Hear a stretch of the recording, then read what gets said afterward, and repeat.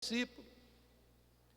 Nós achamos que se pode, que eu posso ser discípulo de Jesus, que eu posso ser um bom crente, que eu posso ir melhorando. Eu achava isso. Eu fui trabalhar com 12 anos de idade. E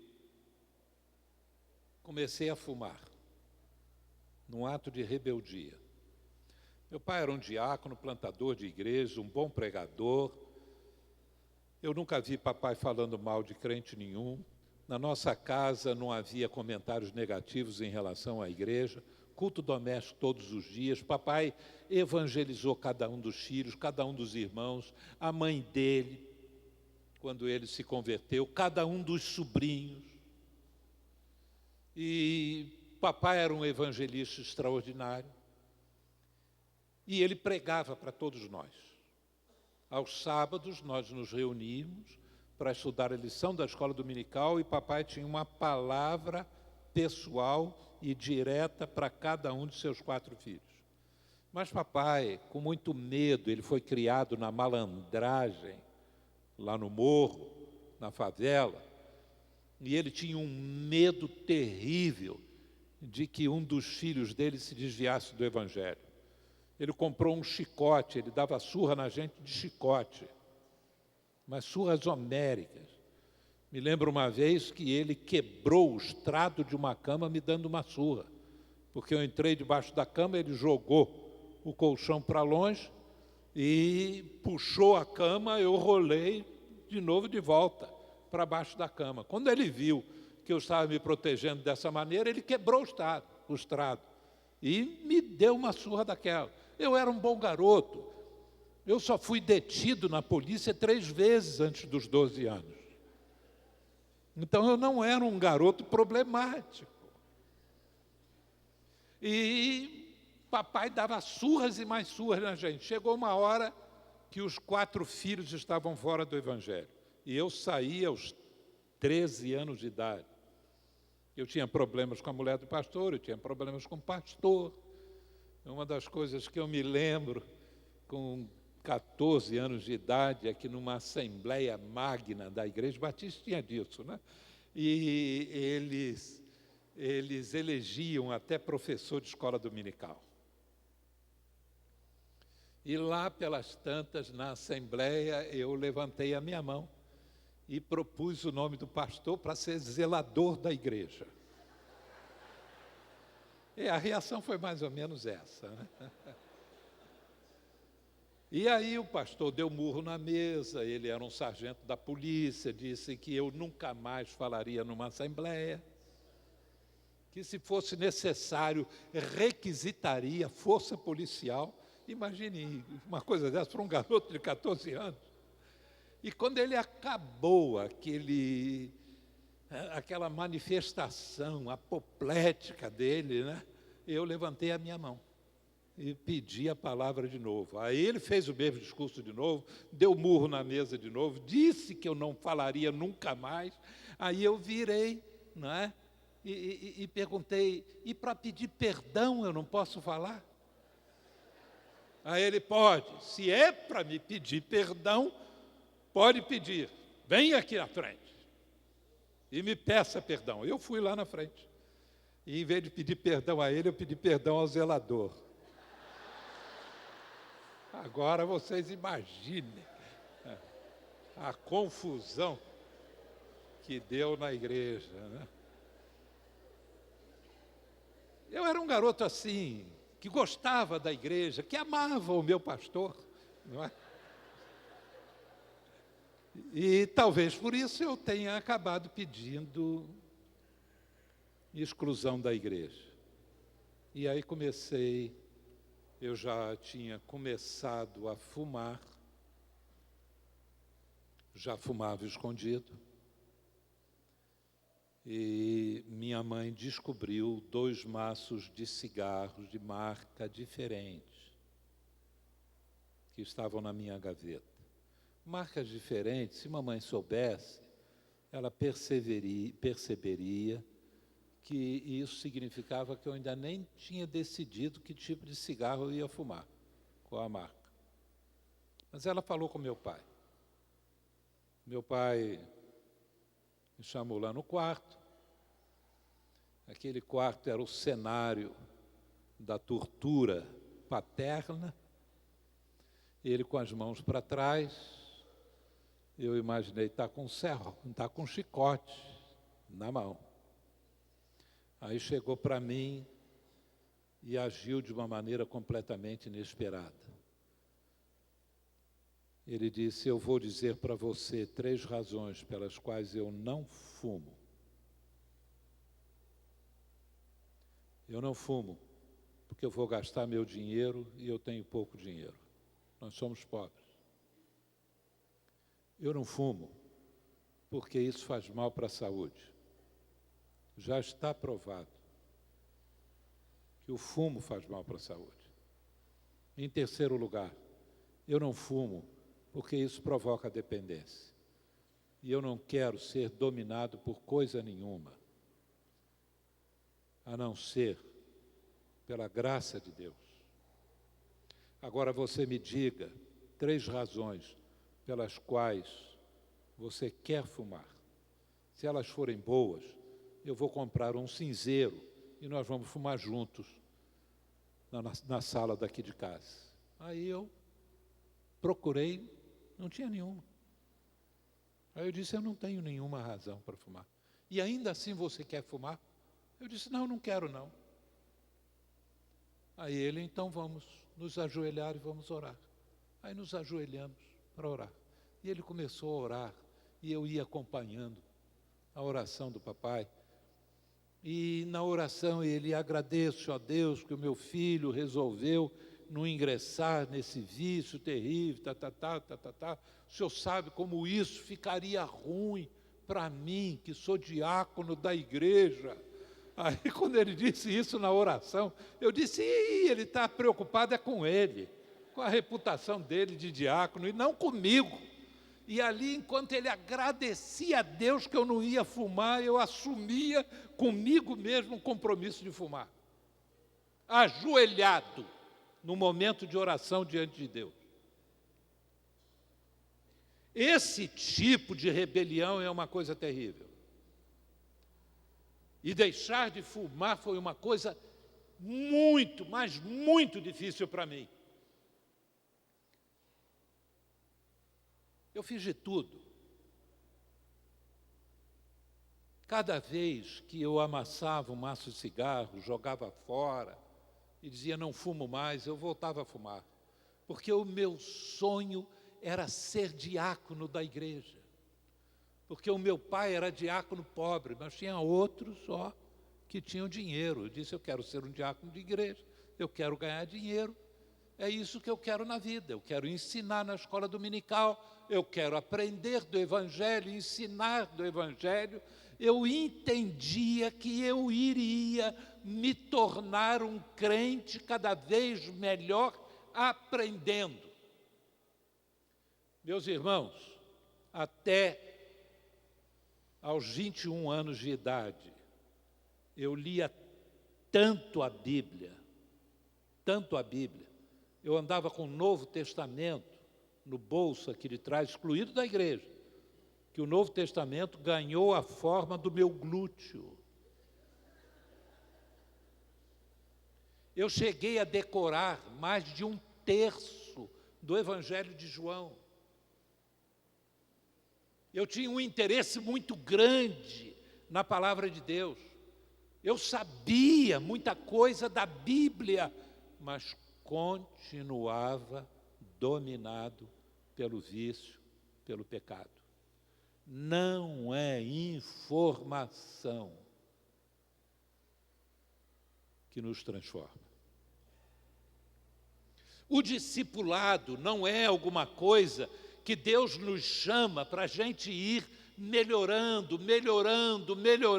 Era o que eu queria na minha vida, e melhorando. E eu iria controlando essas melhoras.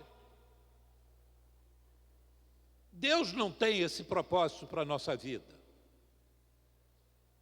Deus não pega o homem perdido e diz assim: você vai melhorar, meu filho.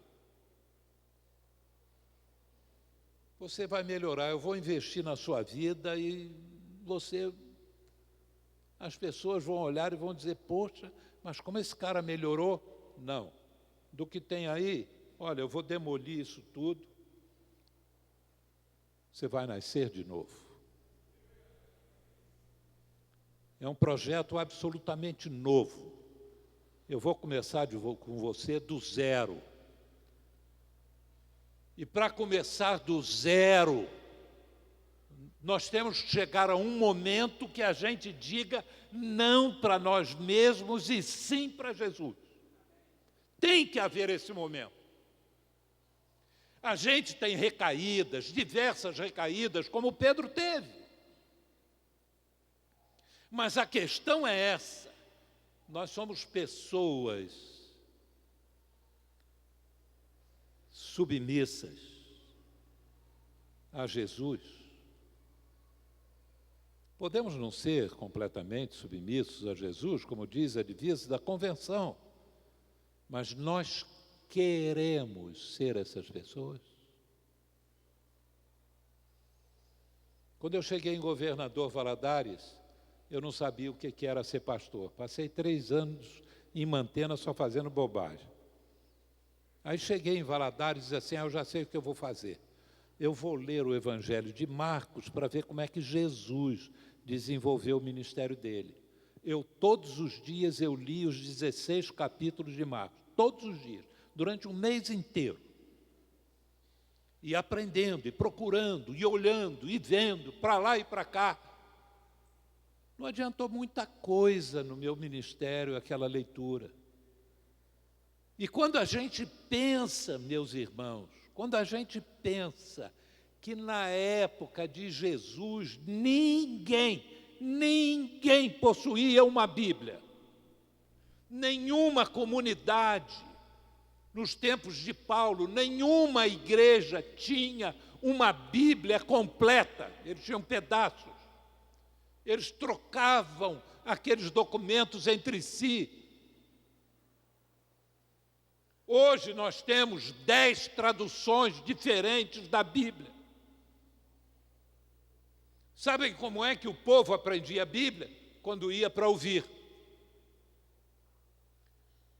E não só isso, mas quando eles se encontravam uns com os outros. Falando entre vós, saudando-vos com salmos, hinos e cânticos espirituais.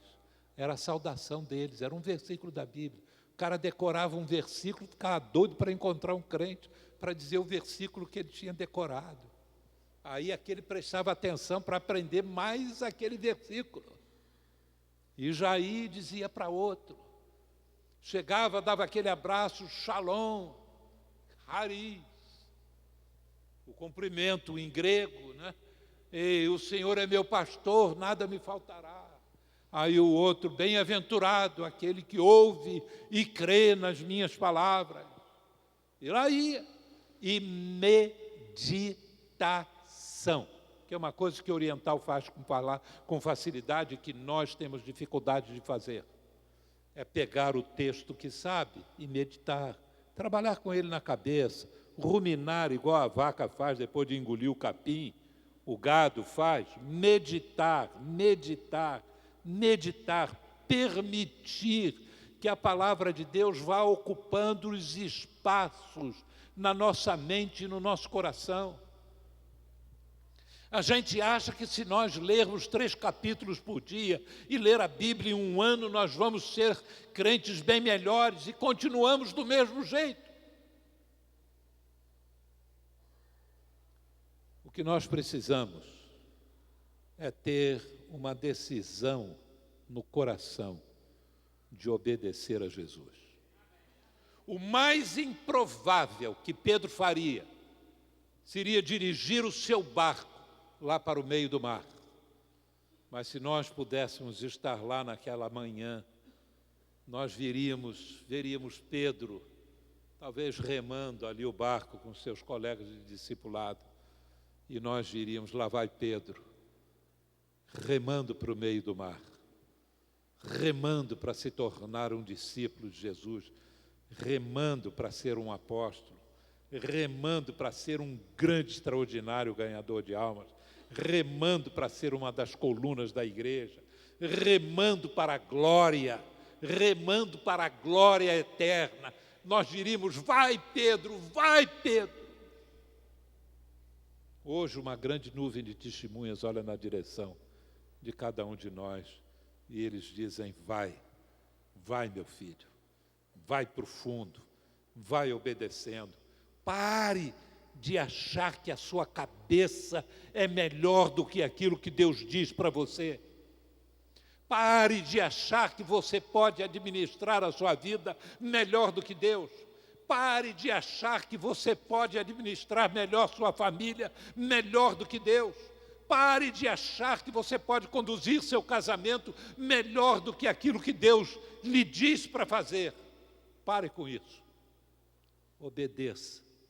Obedeça. É assim que tudo começa. É com plena, completa submissão a Jesus Cristo. Se alguém não negar a si mesmo, não pode ser meu discípulo. Hoje, na nossa teologia, nós achamos que uma coisa é ser crente, a outra é ser discípulo. Que nós podemos ser crentes. Eu vejo isso. De vez em quando aparece um que diz para mim: pastor, eu estou excluído da igreja há 20 anos, mas eu sou crente. Eu sei que eu estou salvo. Eu não discuto isso. Está salvo ou não está salvo é um problema entre ele e Deus. Mas não tem nenhum interesse no discipulado. É mesmo? É mesmo um crente em Jesus?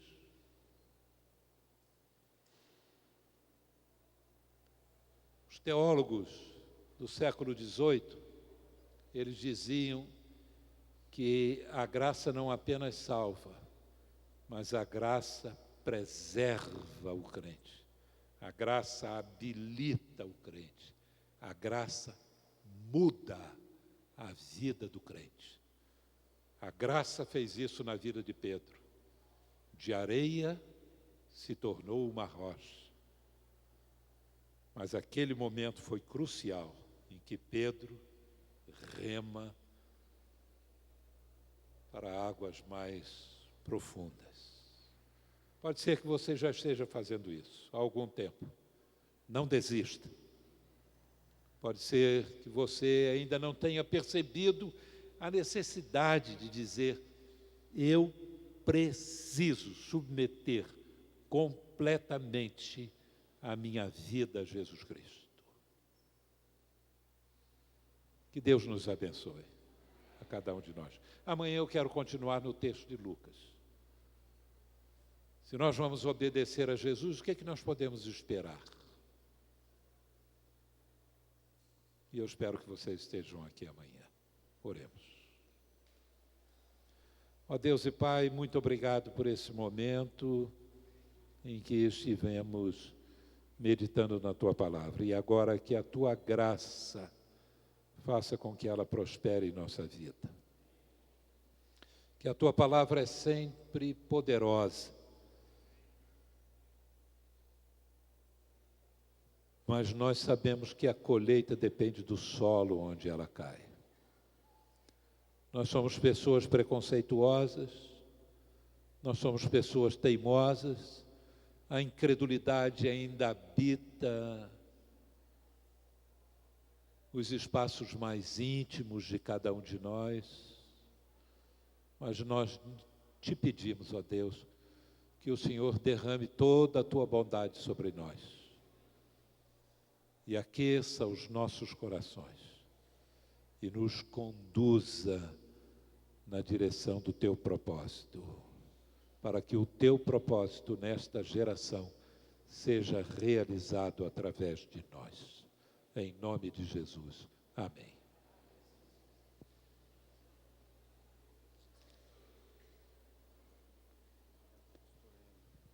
Oi, querido.